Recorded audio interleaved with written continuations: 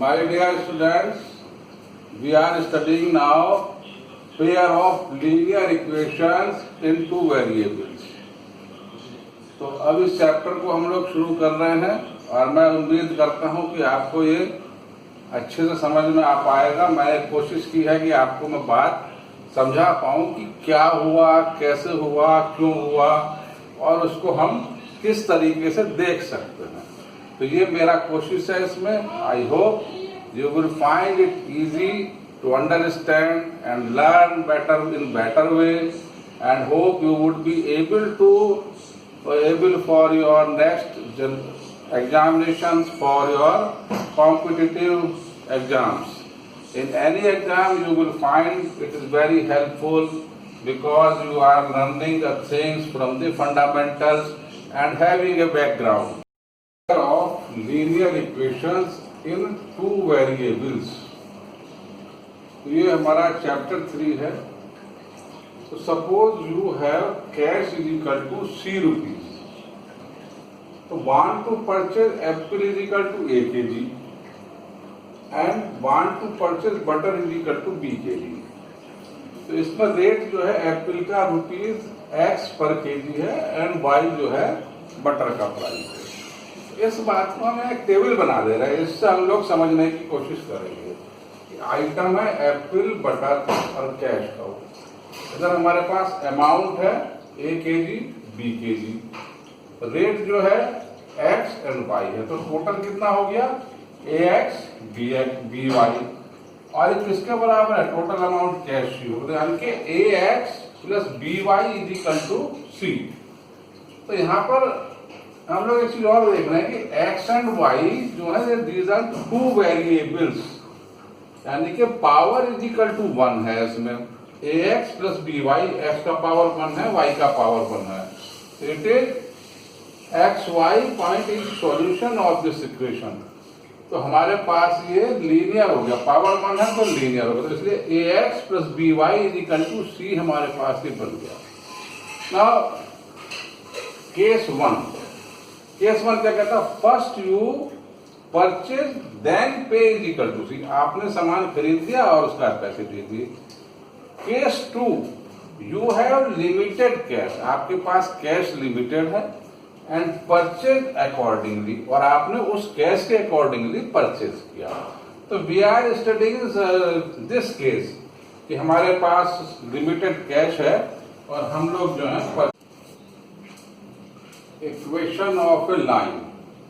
तो हम लोग जानते हैं कि किसी लाइन की इक्वेशन को हम इस तरीके से लिख सकते हैं y is equal to mx plus c और ax plus by is equal plus c is equal to 0। दूसरा तरीका है 2x plus 3y is equal to 17। तो हम कई तरीके से किसी इक्वेशन को लिख सकते हैं। तो suppose x is equal to 1 and y is equal to 5, हमने कोई पॉइंट सेलेक्ट किए और लेफ्ट हैंड साइड में इस इक्वेशन में रख दिए। तो इसकी वैल्यू 17 राइट हैंड साइड आ गई। इसका मतलब हुआ कि ये पॉइंट 1 एंड 5 जो है इस इक्वेशन, इस लाइन के ऊपर लाई करते हैं। तो point 1 5 lies on line 2x plus 3y is equal to 17। अभी हमारे पास ये XY जो है, इसका मतलब हुआ कि जो पॉइंट XY है ये इन इक्वेशंस पर लाई करता है। तो lie on AX plus BY is equal to C। तो लीनियर इक्वेशन है ये हमारा। यहाँ पर हमारे पास दो इक्वेशन अगर हम इस तरीके से लिखें, A1x plus B1y plus C1 is equal to 0 and A2x plus B2y plus C2 is equal to 0। तो XY lie on both line. तो ये पेयर ऑफ लाइन हो गया हमारे पास। इस पेयर ऑफ लाइन पे मतलब हुआ कि इन दोनों इक्वेशन को हम सॉल्व करेंगे तो XY वो पॉइंट होंगे जो इन दो इक्वेशंस के ऊपर को सेटिस्फाई कर देगा।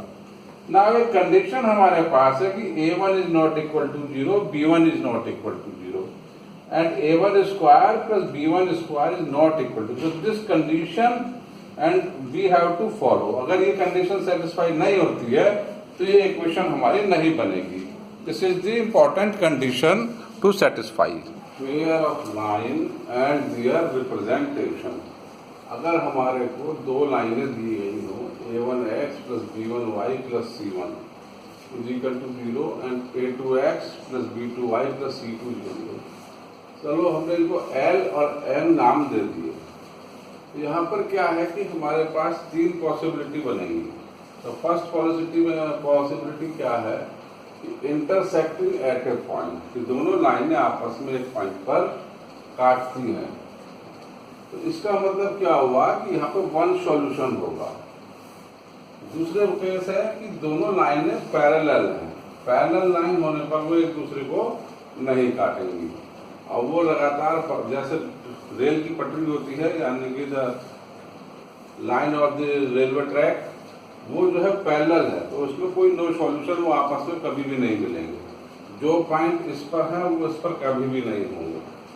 Now third case is LM, ये दोनों लाइनें एक ही लाइन के ऊपर आ गई, यानी कि दोनों लाइनें एक ही उसमें है। इसको आप ऐसे समझ सकते हैं जैसे किसी पाइप में पानी जा रहा है, आगे पीछे कितना भी जाए कोई फर्क नहीं पड़ रहा, तो वो पोजीशन सबके लिए पॉइंट कंडीशन सेम रहेगी, यानी कि ये लाइन पर ही है पॉइंट, ये पॉइंट अपनी पोजीशन नहीं चेंज कर रहा है। तो कोइंसाइडिंग इनफाइनाइट सॉल्यूशन, इसका मतलब ये हुआ कि हम इस लाइन पर जो भी पॉइंट है उनको जो भी वैल्यू देंगे, suppose we give value 2x plus 3y equal to 9 equation and this equation is 4x plus 6y equal to 18। तो यहाँ हम देख रहे हैं कि दोनों एक दूसरे के मल्टीपल हैं। इस ये इक्वेशन 2 ये क्वेश्चन हम देख रहे हैं कि यहाँ पर x minus 2y equal to 0, 3x plus 4y 20, x equal to 4 and y equal to, यानी कि यहाँ पर हमारे पास वन पॉइंट है जो आपस में हमको मिल रहा है सिचुएशन में, this is the point of intersection. इस दूसरे केस में पैरेलल के केस में क्या है, जो हमारा एल्जेब्रिक एक्सप्रेशन है वो तो सेम मल्टीपल्स हैं, जैसे x प्लस 2y उसका 2 टाइम्स 2x प्लस 4y है, और ये portion constant portion is different. यहाँ पर ये पूरे का पूरा इक्वेशन ही मल्टीपल है, equation 2 is 2 times of equation 1। तो इस तरीके से हमारे को इनका वो पोजीशन मिलेगा। तो पहले केस में वन सॉल्यूशन, दूसरे में नो सॉल्यूशन, तीसरे में इनफाइनाइट सॉल्यूशन, यानी कितने भी सॉल्यूशंस हमको हो सकते हैं, जितना पॉइंट हम कैलकुलेट करते जाएंगे उतना ही हमको पॉइंट मिल। Figure of line and their representation, तो अगर हमारे पास लाइन का पेयर्स है जैसे x minus 2y equal to 0 and 3x plus 4y equal to 20, ये एक पेयर हमारे पास है, फिर एक पेयर ये है और एक पेयर ये है। इन पेयर में हम लोग जो अपना जनरल इक्वेशन होता है, जनरल इक्वेशन हमारा होता है a1 x plus b1 y equal to plus c1 equal to 0। इससे हम इनके कोएफिशिएंट्स की कंपैरिजन करेंगे। तो यहाँ पर हमने a1 upon a2, b1 upon b2 and c1 upon c2 को लिया। तो जब कंपैरिजन किया तो ये 1 अपॉन 3, ये माइनस 1 अपॉन 2 और ये, यानी कि इसमें a1 upon a2 is not equal to b1 upon b2। अगर ये कंडीशन आ गया हमारा, तब हमारा जो है इसमें जो है ये इंटरसेक्टिंग लाइन हो जाएगी, क्योंकि ये दोनों हमारे डिफरेंट हैं पोर्शंस, ये दोनों पोर्शन ये डिफरेंट है, इसलिए ये लाइन हमारी इंटरसेक्टिंग लाइन होगी। यहाँ पर 1/2, 2/4, इसका मतलब क्या हुआ, इज इक्वल टू 1/2। इसमें ये दोनों बराबर है लेकिन C1/C2 बराबर नहीं है। तो इसका मतलब हुआ कि लाइन जो है पैरेलल, यानी कि सेम मल्टीपल है, ये वाला पोर्शन इसका हमारा सेम आ गया। नाउ थर्ड केस 2/4, 3/6, ये दोनों भी जो है 1/2, 1/2 इज इक्वल टू 1/2। जब ये तीनों बराबर हो जाए तो इसका मतलब है कि हमारी लाइन, एक लाइन के ऊपर दूसरी लाइन आ गई, लाइन जो है कोइंसाइडिंग हो गई, यानी कि इनफाइनाइट सॉल्यूशंस होंगे, यानी कि ऐसे पॉइंट जो दोनों लाइनों को होंगे और वो बहुत सारे पॉइंट होंगे, पूरी लाइन पर पॉइंट ही पॉइंट होंगे। तो we can show this as this point, all the points यहाँ पर हम ये जो हमारे पास इक्वेशंस थी इनको ग्राफ की फॉर्म में शो कर रहे हैं, तो इनका ग्राफ्स बनाया जा रहा है। तो हम लोग इसके पॉइंट्स जो है कैलकुलेशन करेंगे, वो आप लोग जानते हैं पहले से। तो उसके बाद हम कैलकुलेट किया तो इनका हमारा ग्राफ किस तरीके से आएगा। ये x minus 2y equal to 0 है और ये लाइन हमारे 3x plus 4y equal to 20 है। ये दोनों लाइनें हमारी एक पॉइंट Q पर काटेंगी जिसको पॉइंट 4 है। ये हमने सॉल्यूशन इसका दे रखा है कि 4 पॉइंट, यहाँ पर हमने Q पॉइंट को डिफाइन कर दिया है। यहाँ हमारे पास सेकंड केस है, इसमें पैरेलल लाइन का केस है। तो पहले लाइन है RS, तो यहाँ पर ये 4 0 एंड 0 2 पर कट कर रहा है और स्ट्रेट लाइन जा रहा है, x plus 2y minus 4 is equal to 0। दूसरा लाइन हमारा 2x प्लस 4y माइनस 12 है, ये P और Q पर कट कर रहा है, तो 0 3 एंड 6 0 पर कट कर रहा है। तो यानी कि इनके बीच में ये 4 और 16 ये 8 यूनिट का डिफरेंस आ रहा है। तो this is the our parallel line. Third case is coinciding line. ये लाइन जो है हमारी इस तरीके से जा रही है, ये 2x plus 3y equal to 9 and 4x plus 6y equal to 2। ये दोनों लाइनें एक ही लाइन पर हैं, यानी कि इनकी क्रिया कोइंसाइडिंग। तो ये हमने इसमें यहाँ दिखा दिया है। इस तरीके से हम इन लाइन को एक्सरसाइज 3.1 क्वेश्चन 1, इसमें हमें आफ्ताब और उसके डॉटर उन दो लोगों की एज के बारे में क्वेश्चन दिया गया है। तो वो कहता है कि 7 years ago अगर present age of Aftab is x and daughter is y, today it is x and y, then 7 years ago means x minus 7 and 7 years ago of daughter is y minus 7. So it is x minus 7 is equal to 7 times y minus 7. After 3 years from today or from here, so x plus 3 is 3 times of y plus 3. ये होगा, वो था. So this is the difference in these two question points. It was मतलब was और ये would. This is the two cases was and would. ये होगा और ये था. Now इसको हम सॉल्विंग करेंगे इस इक्वेशन को, तो हमारा फॉर्म ये आ जाएगा. This we will get in this form. When solving second equation, we get this form. Now to solve this equation हम लोग इसमें कुछ वैल्यूज रखेंगे. तो सबसे आसान होता है हम एक बार x का वैल्यू 0 रखें, एक बार y का वैल्यू 0 रखें. तो जब इनको हम 0 रख देते हैं तो इससे हमारे को ये पॉइंट्स मिल गए. और एक हमने और रख के देख लिया, x इक्वल टू 7 तो y इक्वल टू 7 आ गया. इसी तरीके से दूसरी इक्वेशन में भी हमने इनकी वैल्यूज रखी. Second equation x minus 3y minus 6 is equal to 0. So putting y is equal to 0, x is equal to 6, and x is equal to 0, y is equal to minus 2. This is our Q point. T and this point Q. इसको अब हमें graph पर draw करना है. This is our graph. तो 0 x y. यहाँ पर हमें 6 0 लेना है. तो हम on x axis we move 6 और ये 0 है तो x एक्सिस पर मूव कर. इसी तरीके से 0 यहाँ पर है तो y एक्सिस पर हमने जो है इसको 0 ले लिया और माइनस 2 इज हियर. तो ये हमारा इस इक्वेशन का रिप्रेजेंटेशन हो गया. दूसरा केस हमारा 0 6 एंड 7 7 पॉइंट है. तो यहाँ से हमारे पास जो है ये लाइन जा रही है. This is the graphic representation of the question. Please like share and subscribe the video.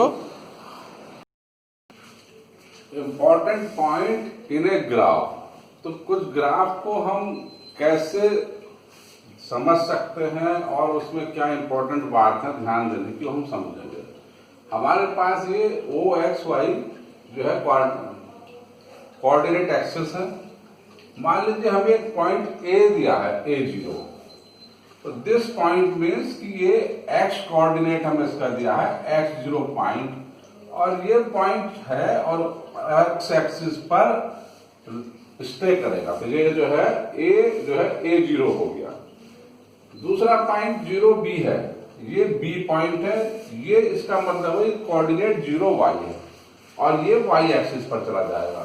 तो ये यहाँ पे पॉइंट B आ गया 0B और ये हमारे पास। अगर हमको x बराबर a दिया it means is a line passing to y axis. तो इसका मतलब हुआ पैरेलल टू y एक्सिस। तो ये हमारी लाइन y एक्सिस के पैरेलल हो गई। Now y is equal to b means line parallel to x axis. ये जब हमको b दिया है तो ये लाइन हमारा x एक्सिस के पैरेलल हो गई, y is equal to b line. एक बात और है कि अगर हमारे पास कोई कर्व है, तो 2 पॉइंट्स दिए हैं a एंड b, तो उनसे पासिंग लाइन ये हमारा इस line passing through a and b, this is the line. Drawing of the point on the graph and finding the solution of lines. तो हमारे पास 2 points a and b find किए हमने and P and Q find किए, 2 अलग अलग line पर points हैं। तो पहले हमने A को ड्रॉ किया, यानी कि हम x एक्सिस पर tan डिस्टेंस चले, फिर देखा y0 चलना, तो y0 मीन्स कि x एक्सिस पर ही पॉइंट है। फिर हम इसके लिए -4 चले, -4 this is x for x -4, इसको चलते गए और ऊपर हम -10 की लाइन पर आ गए। ये पॉइंट हमको ध्यान रखना। इस मीन्स एक लाइन हमारी BA या AB लाइन हमारी पास हो रही है। दूसरा फिर हमने PQ के लिए, P जो है हमने -2 लिया और ये पॉइंट 12 है, 12 की लाइन पर एक लाइन खींचा, इसको एक वर्टिकल। यहाँ से हमारे पास Q is this 8 -2। Now both the lines will cut at point 3 and 5. This is point of intersection I. This is 3, 5. ये आप अपनी कैलकुलेशन में देख रहे हैं कि 3 and 5 दोनों पॉइंट दोनों इक्वेशन में है। It means this is the point of intersection. ये हमारा इसका सॉल्यूशन भी हो गया, ग्राफिकल सॉल्यूशन ये हो गया, और ये हमारी इसकी इक्वेशन ऑफ लाइन है। Okay, exercise 3.2 question 1 part second. Let cost of pencil be ₹X and pen का Y हो। तो हमें वो गिवन कंडीशन दिया है कि 5 पेंसिल और 7 पेन है, तो ये हो जाएगा 5x + 7y = 50। इक्वेशन 1 बन गया। दूसरा केस है 7 पेंसिल + 5 पेन, तो ये हमारे पास इक्वेशन 2 आ गया। इक्वेशन 1 को हमने क्या किया कि y के टर्म में ले आए, y को अलोन कर लिया, तो y = 50 - yx/7, इसको रीअरेंज करके लिख दिया। इसमें हमने x को इनपुट वैल्यू दिया, तो 0, तो y का वैल्यू हमारे पास दिया है, ये जो है इंटीजर नहीं है, इसलिए हम क्या करेंगे कि कोई दूसरी वैल्यू ले लेंगे ताकि आसानी से हम लोग अपना कर्व ड्रॉ कर सकें। तो 10 के लिए 0 आया, तो 3 रखा तो 5 -4 पर 10 आ गया। इसी तरीके से इक्वेशन 2 को हमने सिमिलर वे y = 46 - 7x/5 आ गया। इसमें भी वैल्यू रखा। पहले हम कोशिश करते हैं कि x को 0 वैल्यू दें और y को 0 वैल्यू दें, तो उससे हमें आसानी होती है कोऑर्डिनेट बनाने में।